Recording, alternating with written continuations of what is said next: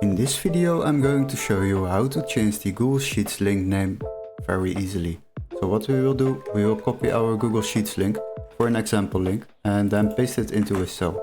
Now as you can see we have a very long URL link in this cell, but if you would like to change it to a name, then we can click on it and then select the pencil icon. The next step is to change this text. Let's say we would like to change it to change link name. Then enter that. After that, just click on apply, and as you can see, we have changed the long URL to a simple text. And now if people click on it, they will be redirected to the link. Hopefully this video was helpful. Don't forget to like and subscribe, and we would love to see you in our next tutorial. Cheers guys, bye bye.